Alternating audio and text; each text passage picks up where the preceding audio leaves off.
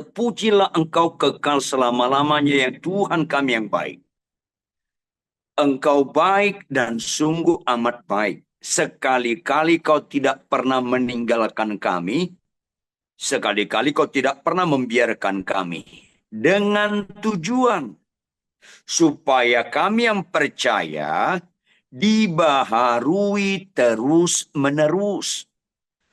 Supaya apa kehendak-Mu yang semula menciptakan kami segambar dengan Engkau, dipulihkan, dan dipulihkan.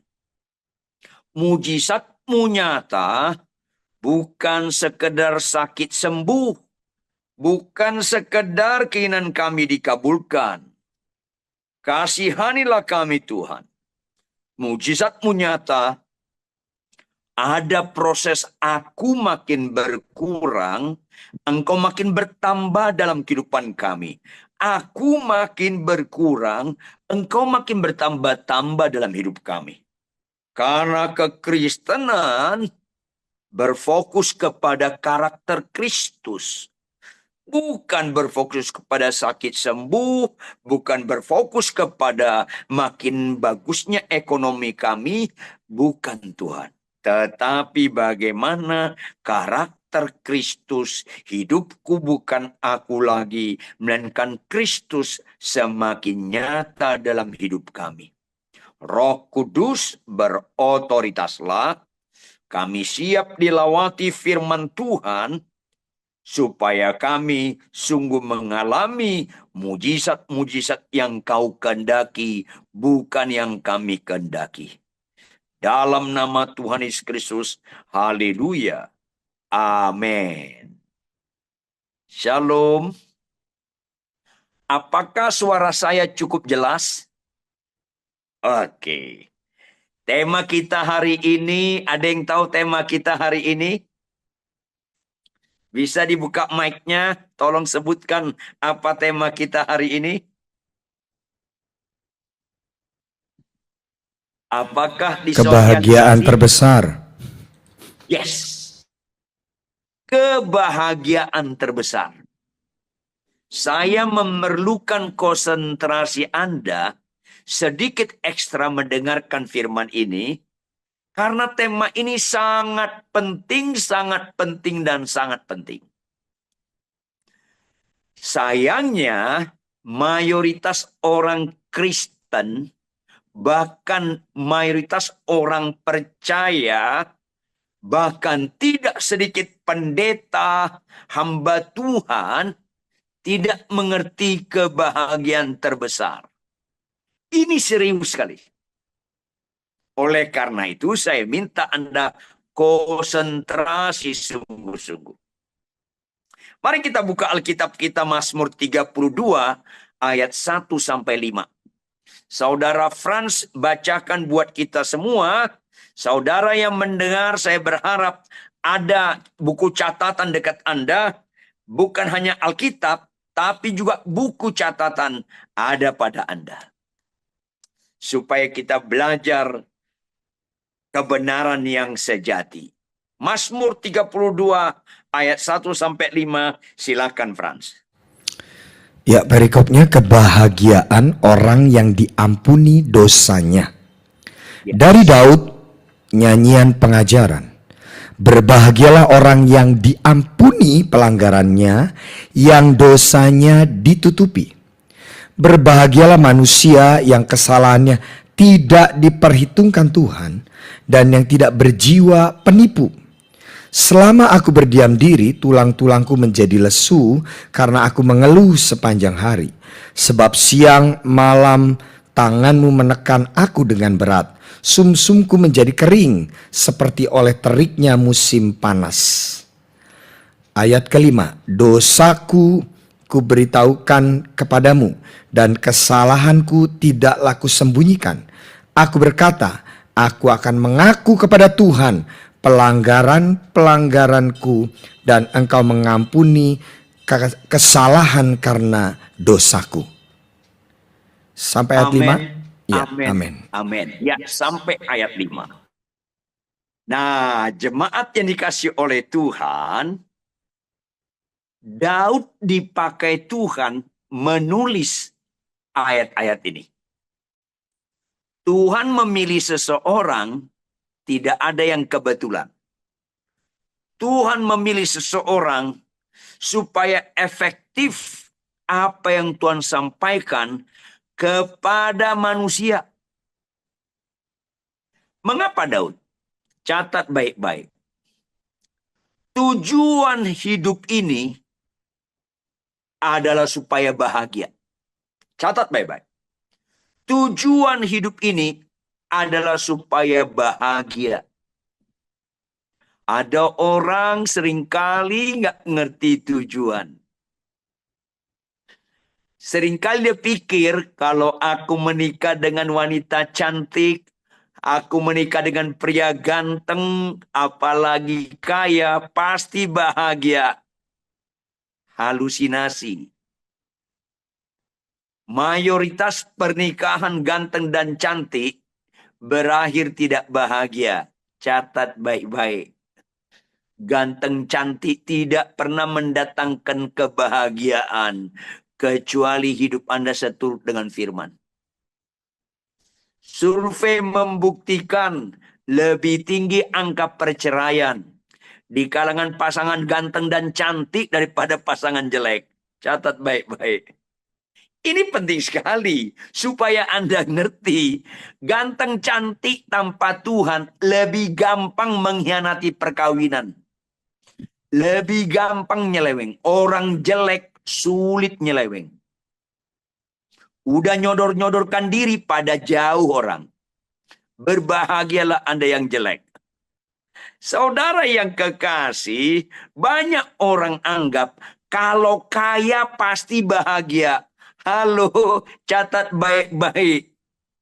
Mayoritas orang kaya nggak bahagia. Catat dong baik-baik.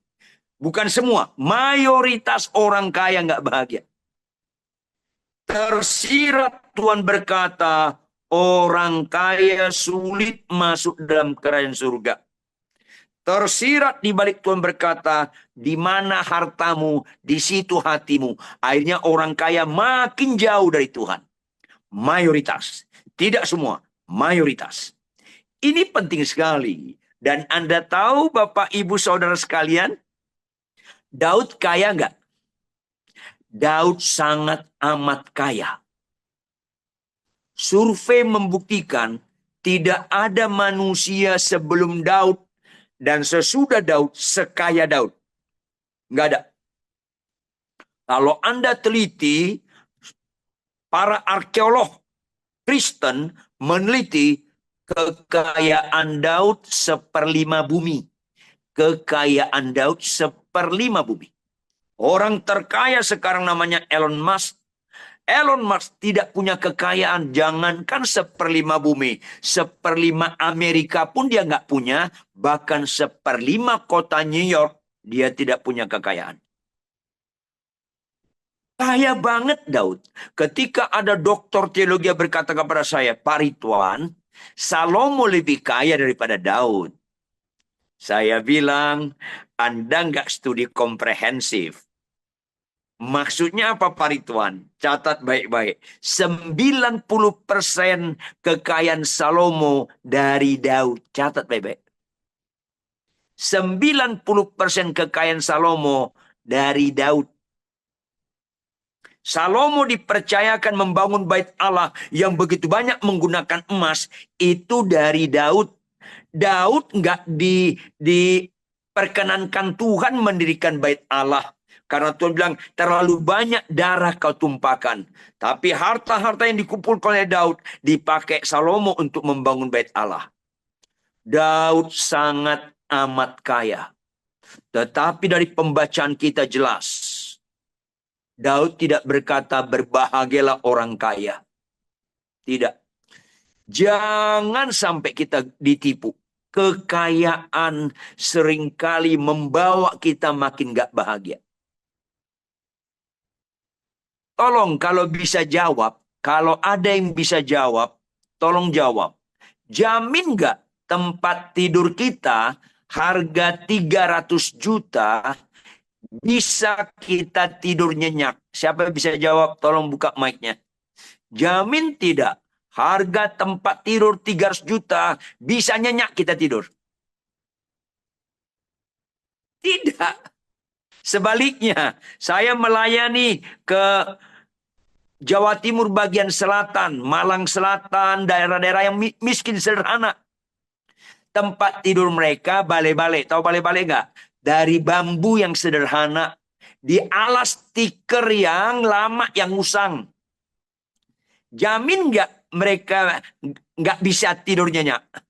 Jamin nggak mereka nggak bisa tidur nyenyak? Tidak. Bisa tidur nyenyak tuh. Camkan, bukan hartamu yang membuat kau bernilai.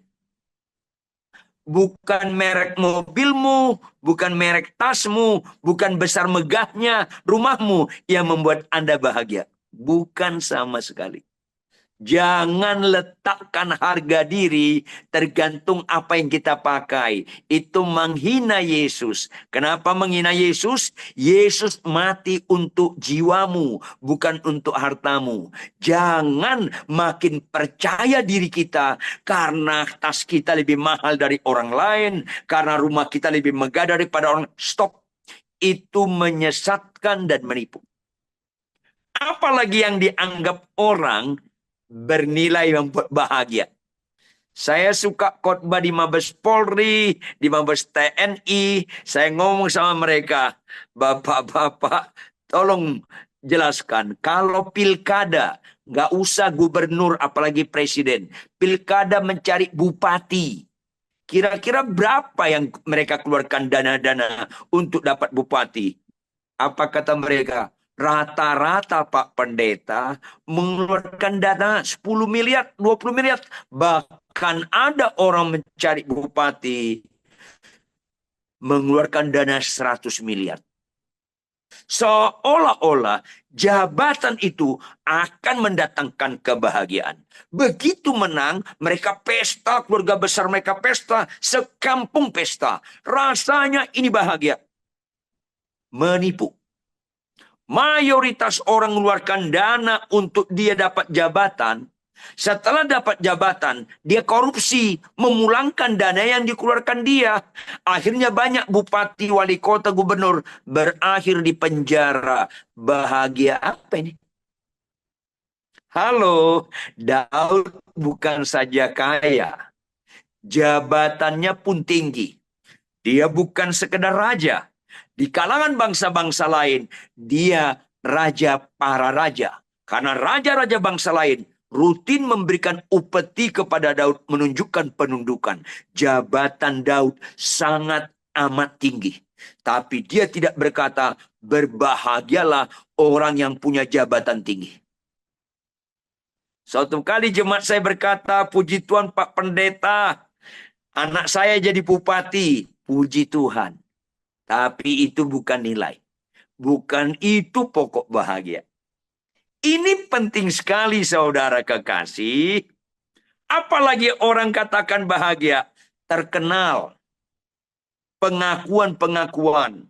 Oh, Daudlah pribadi paling terkenal di bumi. Sehingga nama Daud dengan segala versinya paling banyak dipakai di bumi. Nama Frans lebih sedikit. Apalagi nama Ridwan, lebih sedikit lagi. Saudara, nama Daud dengan segala versinya dipakai 3 agama. Agama Yahudi, agama Kristen, agama Islam. Banyak menggunakan nama Daud. Dia paling populer. Dan penuh dengan pengakuan-pengakuan. Bahkan saya persingkat, Allah pun mengakui dia. Bisa baca Frans, Matius 1 ayat 1. Allah pun mengakui dia.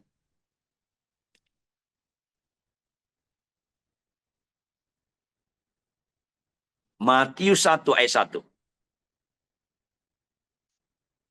Matius 1 ayat 1. Yes. Inilah silsilah Yesus Kristus, anak Daud, anak Abraham. Halo. Allah yang menyuruh Matius menulis Yesus Kristus anak Daud. Bukan anak Abraham lebih dahulu. bukan anak Musa, anak Daud. Padahal kita ketahui ketika Yesus lahir, ibunya namanya Maria, bapaknya namanya Yusuf. Kenapa nggak tulis inilah silsilah Yesus Kristus anak Yusuf, bukan anak Daud? Makanya ketika Desember Natal, rata-rata lagu Natal menceritakan apa? Kristus anak Daud. Anak Daud. Penuh dengan pengakuan-pengakuan Bapak, Ibu, Saudara. Kalau Anda diakui kaya, diakui cantik, diakui bijak, diakui terkenal, nggak usah nikmati itu. Karena Daud menginsafkan kita, bukan itu nilai. Nilai terletak adalah berbahagialah dosa kita diampuni. Ini penting sekali. Itu kebahagiaan terbesar. Tolong baca Frans Yohanes 3 ayat 16.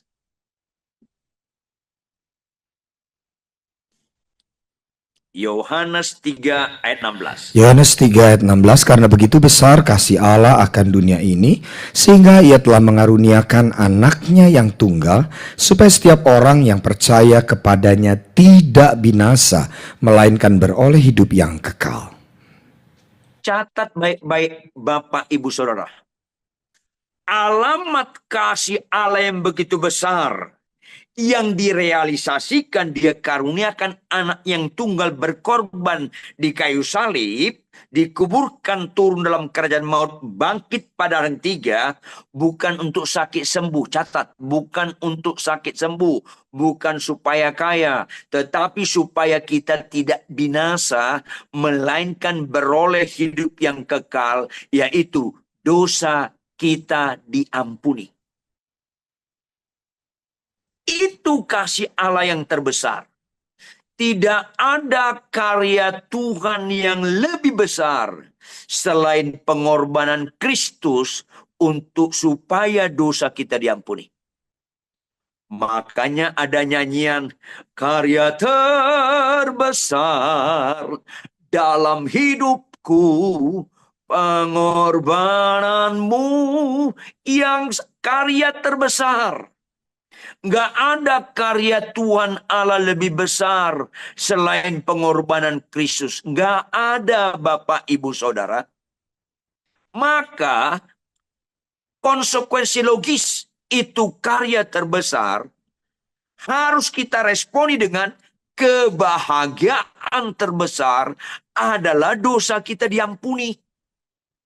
Kalau ada kebahagiaan lebih besar dari dosa kita diampuni, Anda mengejek Tuhan bahwa pengorbanannya itu bukan karya terbesar.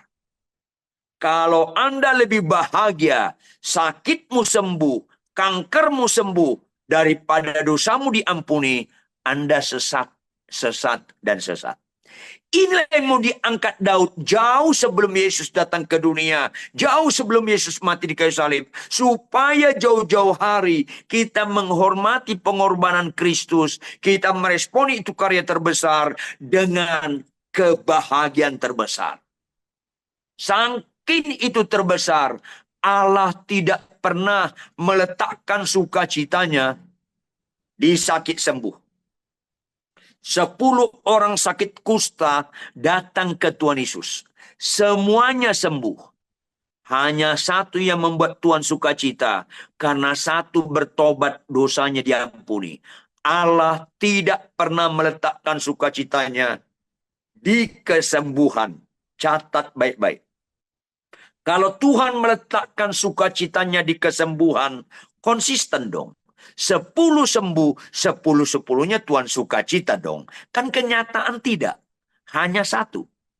Karena itu menyatakan memang karya terbesar adalah karena begitu besar kasih Allah akan dunia ini. Dia karuniakan anak yang tunggal supaya setiap orang percaya tidak binasa, melainkan beroleh hidup yang kekal. Itulah sukacita yang terbesar. Tolong baca Frans, Lukas 15 ayat 10.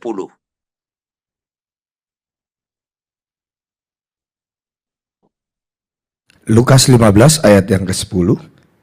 Aku berkata kepadamu, demikian juga akan ada sukacita pada malaikat-malaikat Allah karena satu orang berdosa yang bertobat.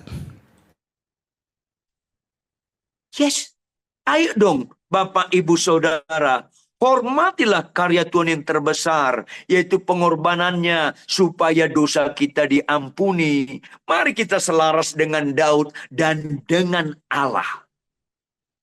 Akan ada sukacita di surga. Para malaikat Allah sukacita karena satu orang saja bertobat, yaitu dosa kita diampuni. Ini penting sekali supaya kita tidak keliru memaknai Injil yang benar.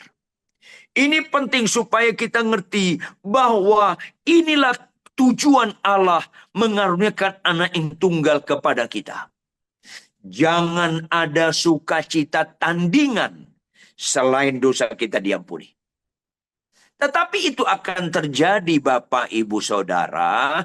Karena apa? Karena ada 4 kebahagiaan yang seringkali menipu kita. Ada 4 kebahagiaan yang seringkali menipu kita. Baca Mazmur 32 ayat 2, Frans. Mazmur 32 ayat 2, pembacaan kita ulang. Mazmur 32 ayat 2, berbahagialah manusia yang kesalahannya tidak diperhitungkan Tuhan dan yang tidak berjiwa penipu. Kenapa ada kaitannya dengan penipu? Halo Bapak Ibu Saudara, catat baik-baik. Rata-rata kita kalau tidak memiliki pengenalan akan Tuhan akan berjiwa penipu. Catat baik-baik. Rata-rata kita kalau tidak mengenal Tuhan akan memiliki jiwa penipu. Yaitu apa? Seolah-olah ada kebahagiaan tandingan selain dosa diampuni. Atau ada kebahagiaan lebih besar daripada dosa diampuni. Ini kan jadi kita penipu. Padahal karya terbesar ialah dia karuniakan anak tunggal pengorbanan Kristus untuk menyelamatkan kita. Ini penting. Apa itu? Kebahagiaan di luar kebahagiaan terbesar, ada 4 kebahagiaan yang menipu. Yang berikutnya, kebahagiaan umum. Catat baik-baik. Kebahagiaan umum. Rata-rata orang gereja, bahkan tidak sedikit pendeta-pendeta, masih mengejar kebahagiaan umum. Halo? Tolong Anda perhatikan. Orang Kristen bahagia nggak kalau sakit sembuh? Kepercayaan lain bahagia nggak kalau sakit sembuh? Halo, penjahat kalau sakit sembuh bahagia nggak? Itu umum, nggak ada istimewanya, Bapak Ibu, nggak ada istimewanya. Itu umum, nggak usah percaya Yesus, sakit sembuh pun bahagia. Umum itu. Makanya saya khotbah di Amerika, di Afrika, di Eropa, di Asia, di Australia. Saya ingatkan, ciri ajaran Kristen yang utama bukan kesembuhan. Kesembuhan bukan ciri utama ajaran Kristen. Catat baik-baik. Hidup benar memiliki karakter Kristus itu ajaran utama Kristen. Ini penting sekali. Karena banyak orang Kristen, bahkan pengkhotbah, banyak orang Kristen bahkan pengkhotbah masih kompromi dengan dosa dan kejahatan. Hati-hati. Ini penting sekali. Pelan-pelan jangan lagi kita berfokus kepada kebahagiaan umum. Miskin kaya, yang nggak punya rumah dapat rumah, yang nggak punya anak dapat anak, itu umum semua. Jangan lagi itu penekanan khotbah-khotbah di gereja. Itu umum. Kalau pengorbanan Kristus tujuannya kepada sifatnya umum, kita merendahkan derajat nilai yang terkandung di balik pengorbanannya, yaitu dosa kita diampuni. Ini penting. Yang berikutnya, ada kebahagiaan murahan. Catat baik. kebahagiaan murahan. Tidak sedikit orang Kristen, bahkan aktivis gereja, pelayan gereja, bahkan hamba Tuhan, masih meletakkan kebahagiaan kepada kebahagiaan murahan. Apa itu? Anda belanja, dikembalikan uangnya lebih daripada seharusnya. Anda dapat kembalian lebih, Anda bahagia. Itu murahan, saudara. Pulanginlah kembalian lebih itu. Karena kebahagiaanmu sementara kau bahagia, orang lain rugi karena kembaliannya lebih. Jangan meletakkan kebahagiaan kepada kembalian yang lebih. Catat baik-baik. Atau Anda ketemu barang orang di jalan atau di mana, ketemu barang orang, Anda ambil, ketemu handphone, Anda ambil, Anda bahagia. Halo, itu murahan sekali. Saya pas khotbah di Jepang, kami makan di satu restoran di Jepang, terus kami ke toilet, sampai di toilet, salah satu yang mendampingi saya, handphonenya tertinggal di toilet. Handphonenya tertinggal di toilet. Setelah 2 jam kami lagi jalan-jalan di Ginza, baru sadar. Kami balik, kami lapor kepada Lost and Found. Apa kata mereka? Oh, jangan takut, Pak. Dalam bahasa yang terpatah-patah. Jangan takut, Pak. Dalam bahasa Inggris, mereka agak sulit bahasa Inggrisnya. Kalau orang Jepang yang menemukan, pasti dibawa ke sini. Aneh nggak? Kalau orang Jepang menemukan, pasti dibawa ke sini. Miris dengarnya. Seolah-olah kalau orang Indonesia kayaknya nggak dipulangin itu. Dan sedihnya, ada orang Kristen menemukan barang, dia nggak cari bagaimana cara memulangkan. Kebahagiaan murahan. Masa orang Jepang yang nggak percaya punya mental begitu bagus. Kalau barang dapat pasti diletakkan ke counter lost and found. Halo, ini penting. Bahkan ketika saya suatu kali pernah khotbah seperti ini, ada ibu-ibu di gereja bilang, Pak Ridwan, saya ditegur oleh Tuhan melalui khotbah ini. Kenapa? Saya juga punya kebahagiaan murahan. Oh ya? Apa itu? Bukan yang Bapak khotbah, tapi versi lain. Apa itu? Ketika kolektor dijalankan, saya terlewat, saya bahagia Pak Ridwan. Ketika kolektan dijalankan, saya terlewat, saya bahagia. Saya kantongi lagi persembahan. Terima kasih Tuhan. Saya malu mendengar khotbah Pak Ridwan. Kira-kira ada nggak ibu-ibu, bapak-bapak, kalau kolektan dilewatin Anda bahagia? Itu murahan. Kejar kolektannya. Ini aku belum memberi, kejarlah. Ayolah. Jangan menganut kebahagiaan murahan. Yang berikutnya. Kebahagiaan hina, bodoh, dan menipu. Kebahagiaan hina, bodoh, dan menipu. Yaitu, dengar baik-baik Bapak, Ibu, Saudara. Mana lebih serius dari aspek penyakit? Mana lebih serius, kanker atau bisul? Kanker bukan? Kenapa? Lihat dari akibatnya. Kanker bisa mati, bisul enggak. Lihat dari siapa yang turun tangan mengatasi masalah. Kalau kanker minimal 2 dokter spesialis. Kalau bisul, nggak usah ke dokter pun bisa sembuh sendiri. Kalau kena kanker, yuk konsisten. Kalau kena kanker, sebaiknya ketahuan sejak awal atau akhir. Awal bukan? Konsekuensi kita memperlakukan terhadap yang serius, sebaiknya sejak awal ketahuan. Supaya tertolong. Lalu, apalagi dosa, lebih serius dosa daripada kanker. Bukan upah kanker maut, upah dosa maut. Ada orang sakit kanker, didoakan nggak sembuh, didoakan nggak sembuh, mati tetap masuk surga karena dosanya diampuni. Sebaliknya, ada orang sakit kanker, didoakan nggak sembuh, mati tetap masuk surga karena dosanya diampuni. Tapi ada orang sakit kanker, didoakan oleh kuasa Kristus, sembuh, mati tetap masuk neraka. Catat, Bebek. Karena apa? Satu kata kunci. Yang satu dosanya diampuni, yang satu nggak bertobat, dosanya nggak diampuni. Sakitmu sembuh, tetap binasa masuk neraka karena tidak diampuni, tidak bertobat. Ini penting sekali. 10 orang sakit kusta datang ke Tuhan Yesus. Semua sembuh. 9 masuk neraka karena dosanya nggak diampuni. Kata kuncinya bukan soal sembuh. Kata kuncinya, kau bertobat atau enggak? Dosamu diampuni atau tidak? Itu penting sekali, Bapak, Ibu, Saudara. Jangan terlalu sukacita, sakitmu disembuhkan. Tapi bersukacitalah, dosamu diampuni.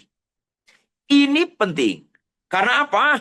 Karena banyak kita enggak bertumbuh yang benar dalam Yesus. Akhirnya, kita tidak meletakkan sukacita di dosa diampuni, tapi kepada yang lain. Itulah menipu.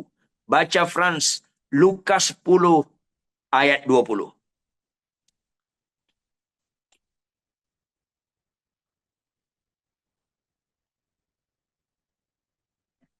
Lukas 10 ayat yang ke-20. Namun demikian janganlah bersukacita karena roh-roh itu takluk kepadamu, tetapi bersukacitalah karena namamu ada terdaftar di surga.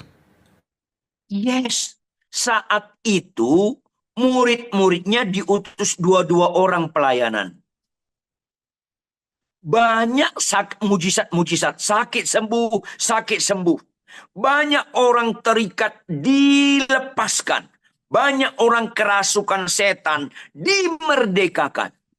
Mereka pulang bergembira sukacita. Guru, banyak orang sakit sembuh. Banyak roh jahat takluk sama kami. Apa Yesus bilang kalau Anda baca ayat-ayat sebelumnya? Ya, aku lihat iblis jatuh. Langsung Tuhan ralat. Tetapi jangan bersukacita karena roh-roh itu takluk kepadamu. Tetapi bersukacitalah karena namamu masih tercantum dalam kerajaan surga. Apa arti nama tercantum dalam kerajaan surga? Sama dengan bersukacitalah, dosamu diampuni. Gak mungkin nama kita tercantum dalam kerajaan surga kalau dosa gak diampuni. Ini penting. Banyak orang Kristen meletakkan sukacitanya karena banyak mujizat. Halo, Anda akan ditolak Tuhan kalau fokus mujizat bukan dosa diampuni. Banyak orang merasa hebat ketika KKR. Banyak orang bertobat. Dia berbahagia. Berapa orang melalui khotbah saya orang bertobat? Halo, nggak ada jasa kita membuat orang bertobat. Hanya karena kasih karunia Allah membuat orang bertobat. Saya khotbah, gak ada kelebihan dibandingkan Anda. Saya khotbah sebagai pernyataan syukur saya, dosaku diampuni. Ini penting. Jangan lupa, kalau kita sungguh memiliki tingkat kesadaran yang tinggi, kita pelayanan, ketika kita doakan ada yang disembuhkan Tuhan, kita nggak merasa lebih hebat daripada orang lain. Karena itu syukur kita, dosa kita diampuni. Banyak pendeta merasa hebat, jemaatnya 20.000 orang, jemaatnya ratusan ribu, jemaatnya itu bukan ukuran. Sekali lagi, itu bukan ukuran. Ini yang banyak terjadi. Akhirnya banyak pendeta hamba Tuhan namanya nggak tercantum lagi dalam kerajaan surga. Karena meletakkan sukacitanya ada sukacita tandingan. Selain dosa diampuni.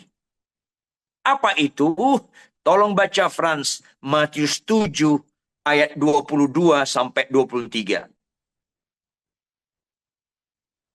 Matius 7 ayat 22 sampai 23. Matius 7 ayat 22, pada hari terakhir banyak orang akan berseru kepadaku, Tuhan, Tuhan, bukankah kami bernubuat demi namamu dan mengusir setan demi namamu dan mengadakan banyak mujizat demi namamu juga?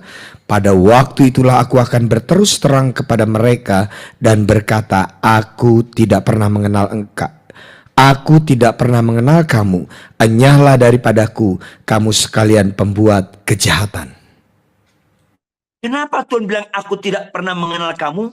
Karena namanya nggak tercantum lagi dalam kerajaan surga. Berapa orang? Banyak.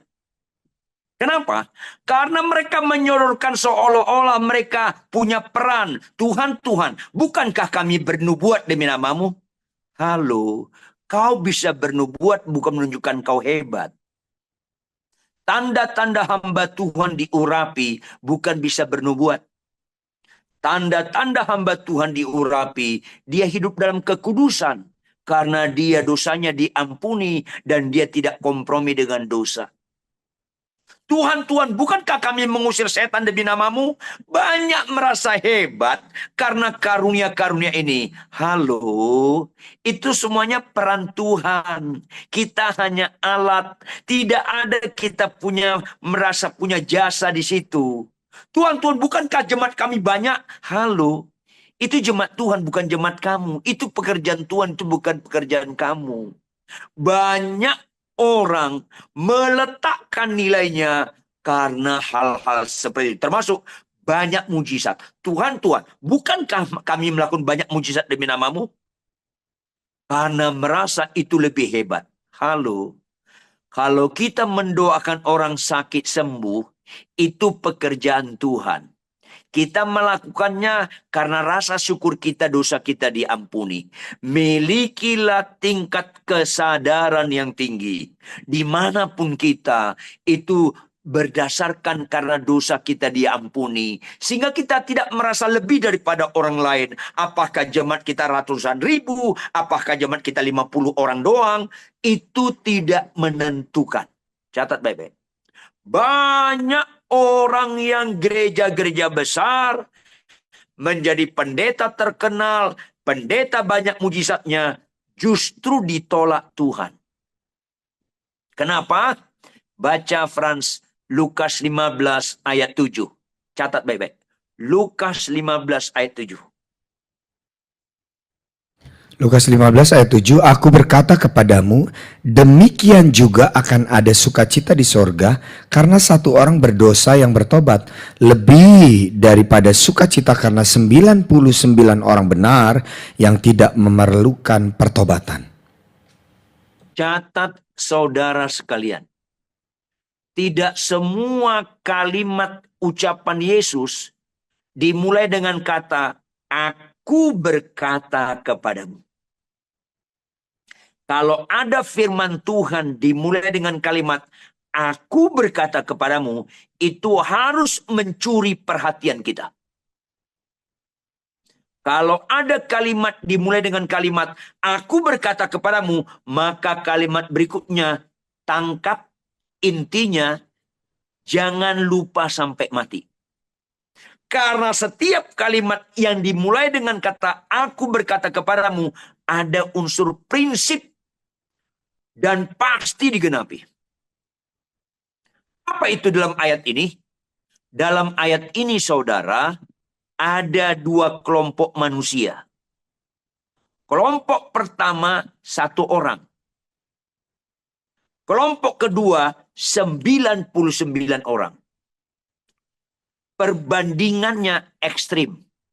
Bukan 1:6, bukan 1:20, bukan 1:37, bukan 1:71, tapi 1:99. Ini harus membuat kita sadar. Apalagi status. Bukan hanya jumlah ekstrim, status pun ekstrim. Yang satu, saudara, statusnya orang berdosa. Yang 99 statusnya orang benar. Seharusnya orang benar ini lebih rohani daripada yang satu. Tapi pada akhirnya, yang satu lebih rohani daripada orang benar. Kenapa? Yang satu orang berdosa bertobat. Yang 99 orang benar tidak memerlukan pertobatan. Akhirnya dosanya nggak diampuni. Jangan lupa saudara, bertobat lahir baru sekali seumur hidup. Tapi pertobatan dalam perjalanan kekristenan harus terus-menerus sampai ajal kita tiba. 99 orang benar, siapa ini? Pengkhotbah yang banyak-banyak buat mujizat, yang jemaatnya banyak banget, pendeta terkenal, worship leaders, yang orang yang aktif-aktif di gereja merasa rohani daripada orang lain sehingga sulit bertobat. Tahun ini saya 44 tahun jadi hamba Tuhan. Ada jemaat berzina. Ada pendeta terkenal berzina. Ditegur, Anda tahu. Yang lebih gampang bertobat jemaat biasa. Begitu tegur, iya Pak Pendeta, aku berzina, ampun, aku jahat. Langsung bertobat. Pendeta terkenal ditegur, marah. Marah. Jangan status kita, apakah sebagai pendeta, doktor teologi, pendeta banyak mujizat, jangan sampai status kita membuat kita sulit bertobat. Catat baik-baik. Banyak kita pendeta-pendeta karena terkenal jemaat banyak, membuat orang takut menegur kita. Bapak, Ibu, Saudara, malanglah nasib Anda kalau orang sekitar Anda takut menegur Anda. Makin sulit Anda bertobat. Apalagi lebih malang lagi. Kalau ada orang sekitar Anda takut menegur Anda menikmatinya. Malanglah nasib Anda. Ada pendeta-pendeta, tahu nggak Pak Ridwan?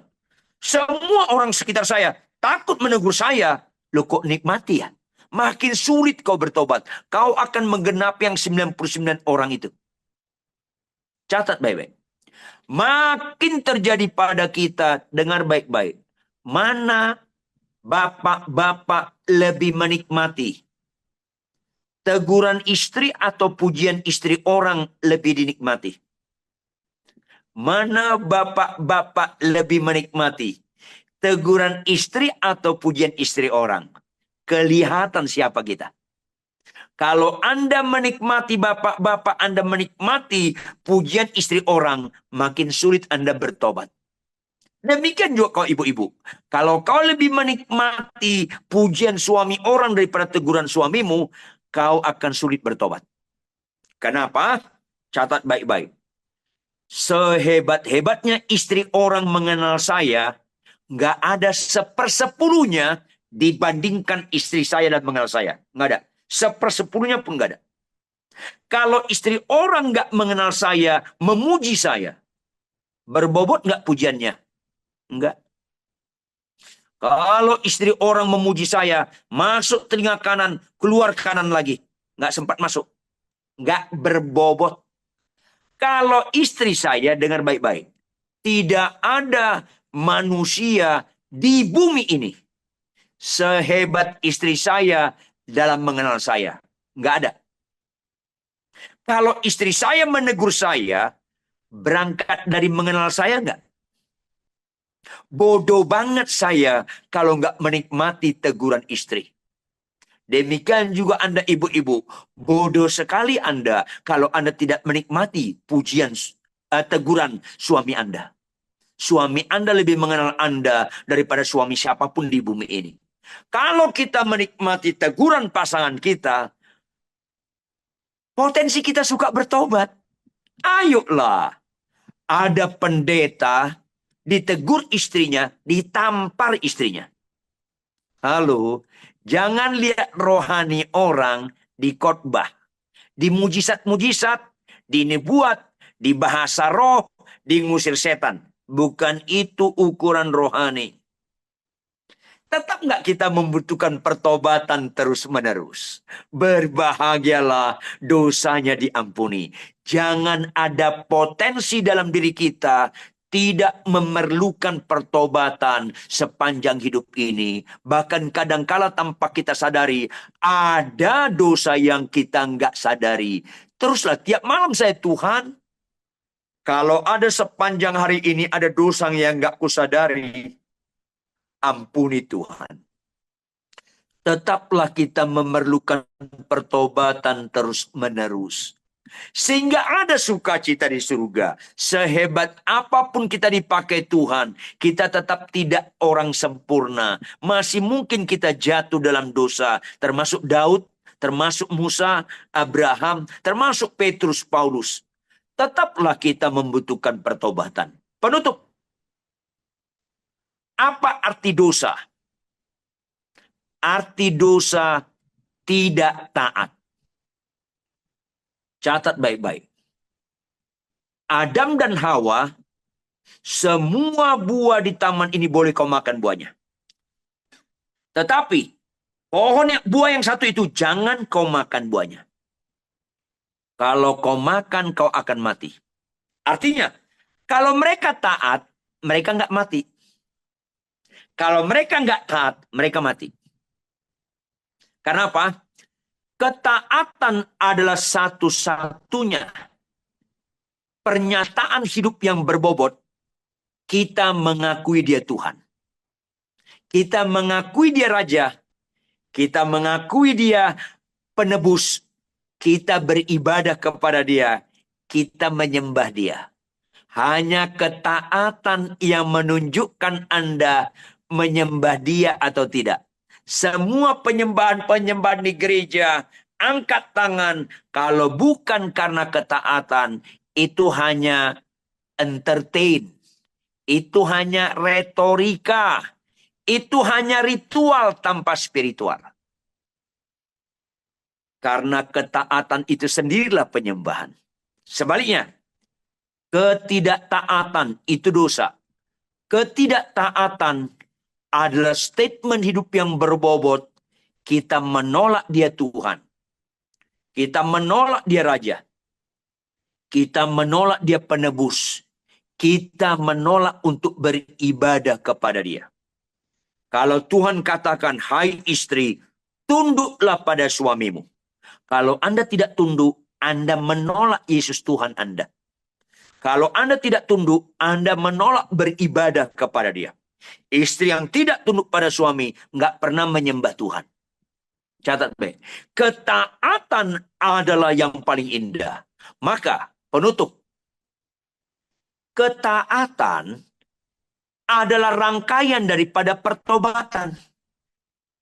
Karena bertobat artinya aku tidak berpihak lagi kepada dosa. Bertobat artinya aku menolak ketidaktaatan. Bertobat artinya aku mau taat kepada Engkau Tuhan. Maka berbahagialah dosa diampuni, harus disertai Lukas 11 ayat 28. Tolong baca Frans, Lukas 11 ayat 28. Lukas 11 ayat 28. Tetapi ia berkata, yang berbahagia ialah mereka yang mendengarkan firman Allah dan yang memeliharanya. Yes, kata memelihara itu sama dengan merenungkan siang dan malam dan melakukannya. Taat.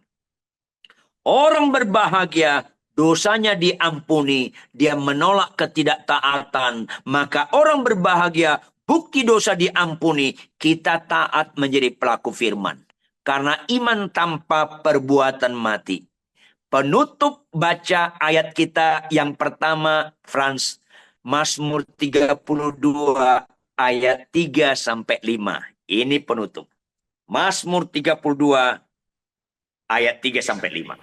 Baik, Mazmur 32 ayat 3, selama aku berdiam diri, tulang-tulangku menjadi lesu karena aku mengeluh sepanjang hari. Sebab siang malam tanganmu menekan aku dengan berat, sumsumku menjadi kering seperti oleh teriknya musim panas.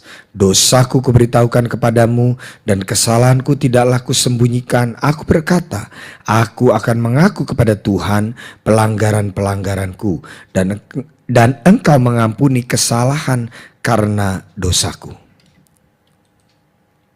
Ayat ini Bapak Ibu Saudara menekankan, jangan kita nggak mau bertobat. Yang kedua, kalau ada kesalahan pasangan kita yang begitu menyakitkan, suami nyeleweng, istri nyeleweng, itu menyakitkan.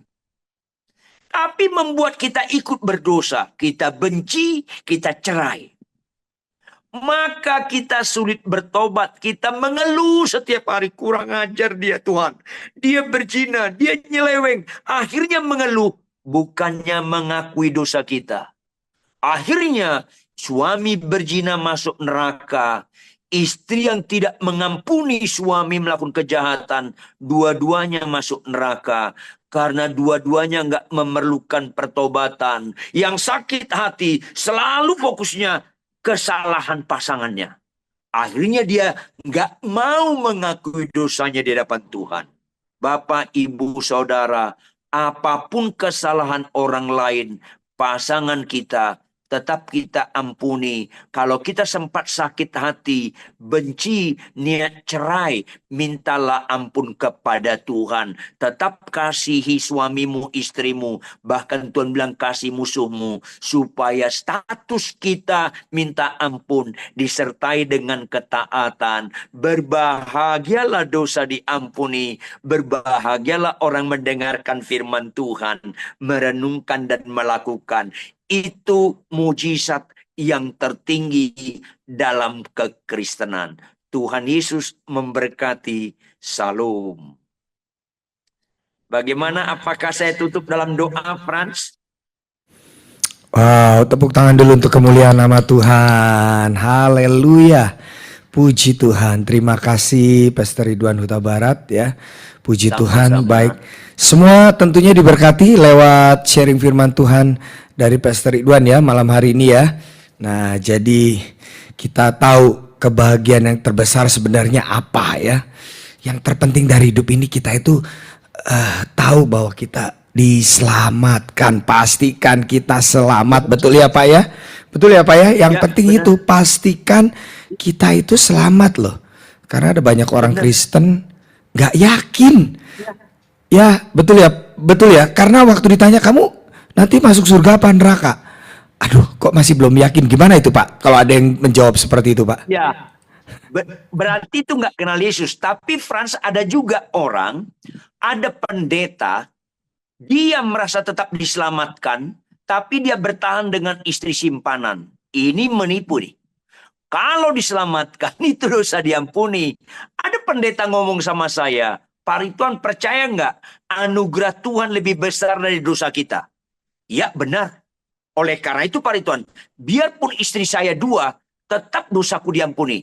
Kalau kau nggak bertobat tetap diampuni. Loh, anugerah Tuhan lebih besar daripada dosaku. Jangan salah gunakan itu. Kau harus bertobat. Karena banyak orang percaya selamat, tapi masih main-main dalam dosa. Ini bahaya juga. Sama seperti kata Frans tadi, ada orang dia nggak yakin dia selamat. Sama dua-duanya ini tetap binasa masuk neraka. Murid Yesus langsung, Yudas Iskariot tetap ke neraka. Apalagi kita. Maka kalau kita berbuat dosa, kita harus mau bertobat, dosa kita diampuni, dan kita selamat. Itu kebagian terbesar. Karena banyak orang pelayan-pelayan, khotbah, jemaat banyak mujizat. Dosanya nggak diampuni karena dia tidak memerlukan pertobatan. Begitu Frans, begitu saudara sekalian. Ya, tepuk tangan dulu, tepuk tangan bagi kemuliaan nama Tuhan. Iya, soalnya kita sering mendengar ya Pak ya, kalau hidup sudah di bawah kasih karunia, itu wah kayaknya selamat pasti selamat begitu. Sekali selamat tetap selamat. Katanya begitu. Jadi kalau hidup di bawah kasih karunia itu Tuhan pasti ampuni kok dosanya. Tuhan pasti ampuni. Nah, itu pengertiannya harus benar ya Pak tentang kasih karunia supaya benar, jangan Pak. salah. Nah, Itu ini benar. gimana Jangan Pak? salah. Gimana Pak? Jadi artinya anugerah kita bertobat lahir baru itu anugerah. Tapi berikutnya Tuhan bilang, kerjakan keselamatanmu. Roma 6 berkata, jangan kasih karunia membuat kita main-main dalam dosa. Itu menghina Tuhan. Maka harus ada rasa takut dan gentar. Karena pengorbanan Kristus yang begitu agung dan mulia mengampuni dosa kita.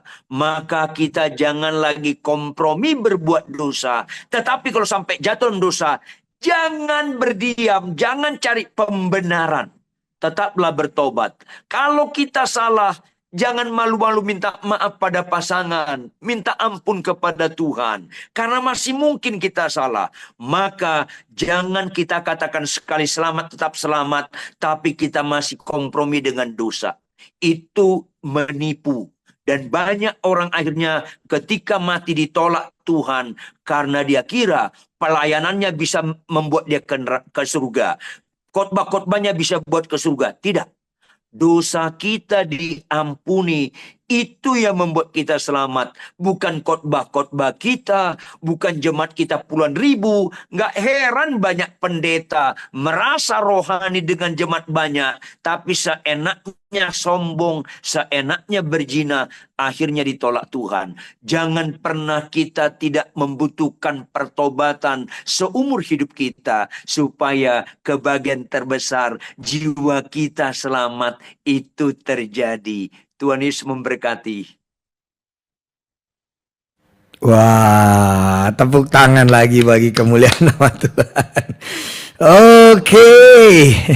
Ya, baik. Ya, mungkin ada yang mau bertanya boleh ya Pak ya, bertanya di chat 1-2 orang ya. Tapi yang berhubungan tolong yang berhubungan tentang keselamatan, tentang kebahagiaan yang tadi yang disampaikan tentang kasih karunia ya. Ini sudah ada yang meminta rekaman-rekaman, pasti nanti kita tayangkan di YouTube channel kita PD Victory ya.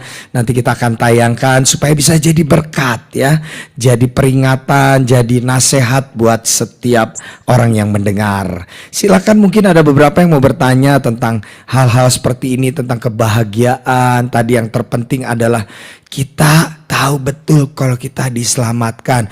Tutup mata di bumi, nanti buka mata di surga, ketemu Yesus. Itu yang penting ya. Itu kebahagiaan yang tidak bisa dibeli, digantikan oleh yang lainnya ya. Nah, ada yang mau bertanya silakan chat langsung di kolom chat di sini ya. Baik, masih ada waktu beberapa saat ya. Ini cukup menarik. Saya sudah mendengar khotbah ini sebelumnya ya, karena kita ketemu waktu kemarin ya Pak ya. Tapi hari ini dapat lagi pewahyuan lagi. Ya, di gereja.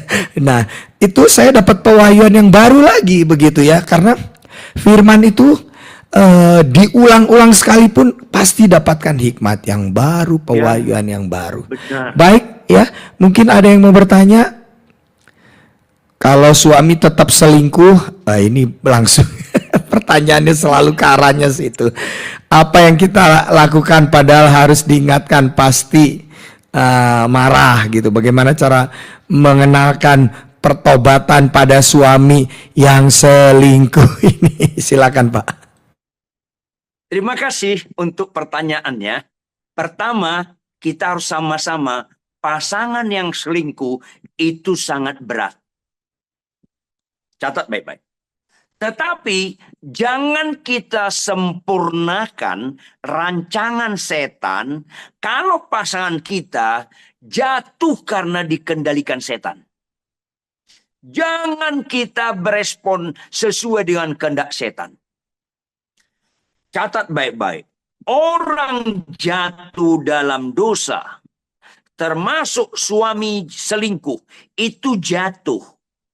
Maka sama seperti ada orang bawa kendaraan jatuh ke jurang. Ada anak kita, suami kita jatuh ke jurang. Yang kita lihat yang jatuh, kalau kita benci, kita dikendalikan setan.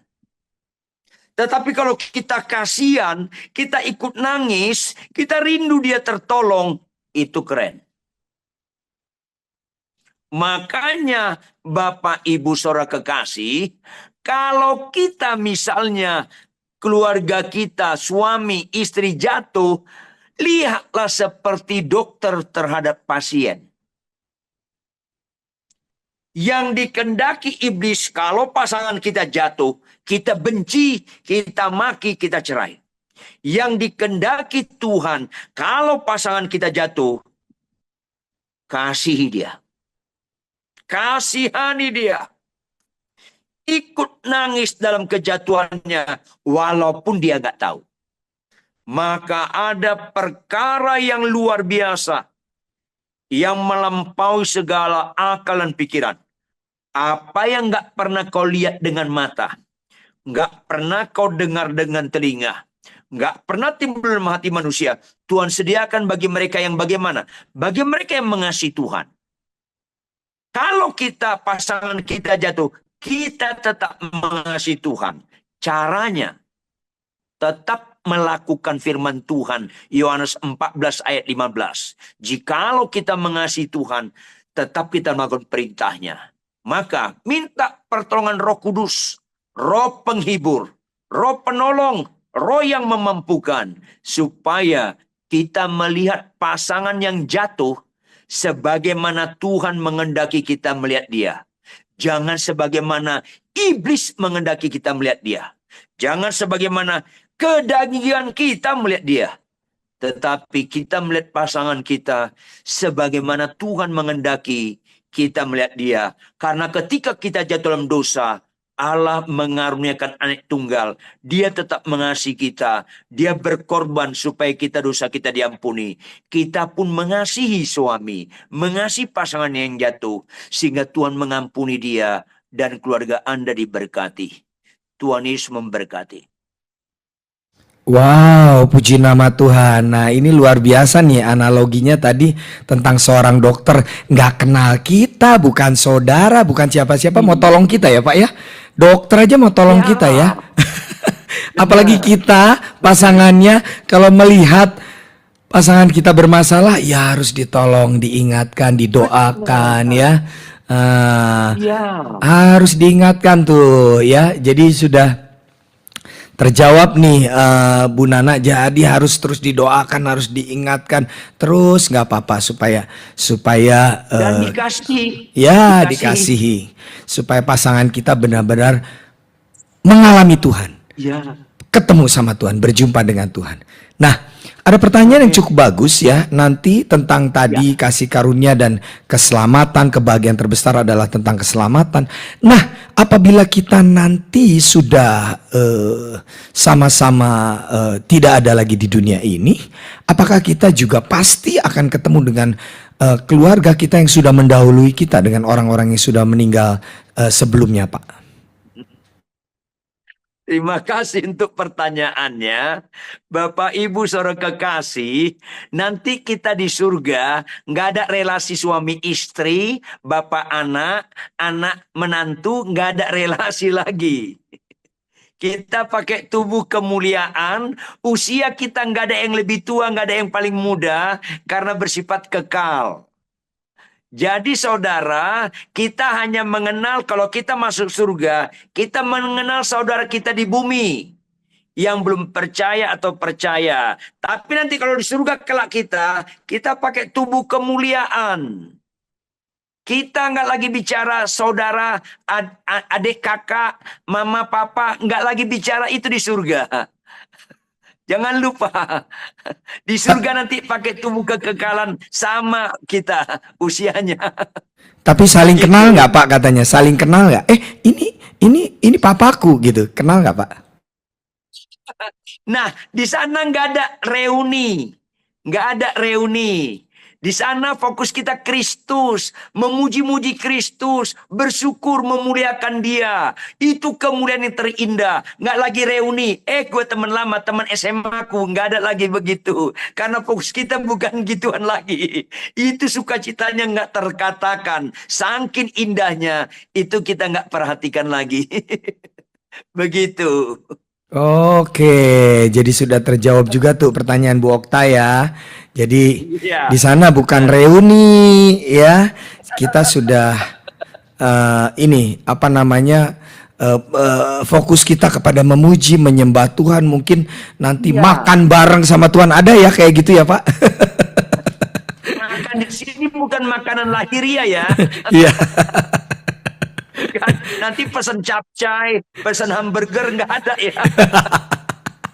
Makanya Iya. kata Tuhan dalam Yohanes 4, makananku adalah melakukan kehendak Bapa di surga. Makanan kita adalah memuji nama Tuhan, melakukan kehendak Bapa di surga. Karena Tuhan membuat kita terpesona, anak domba Allah membuat kita terpesona, yang lain nggak perhatian kita lagi. Itu Mazmur 23 ayat 1. Tuhan adalah gembalaku, aku nggak perlu apa-apa lagi. Terjemahannya salah dalam Alkitab. Tuhan adalah gembalaku, takkan kekurangan aku. Bukan itu terjemahan yang asli. Tuhan adalah gembalaku, aku nggak perlu apa-apa lagi. Karena melihat Yesus kita terpesona, kita terus memuji-muji Dia, memuliakan Dia, nggak lagi perhatian lain, nggak tercuri perhatian yang lain. Kalau nggak percaya Anda, matilah nanti malam, lihatlah di surga. Fokus kita hanya Kristus, mempelai yang luar biasa itu.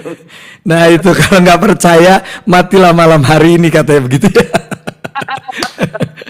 Oke, jadi wah ini pewahyuan yang bagus lagi nih.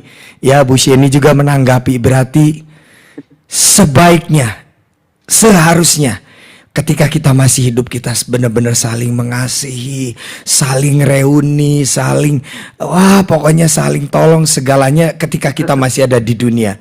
Karena nanti kalau sudah di surga kita nggak bisa lakukan itu lagi ternyata. Ini pewahyuan yang baru dari Pastor Ridwan ya.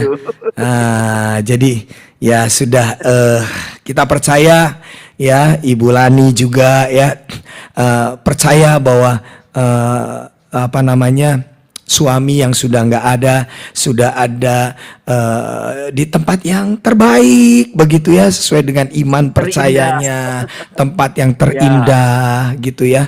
Dan satu kali kita juga akan menuju ke sana ya.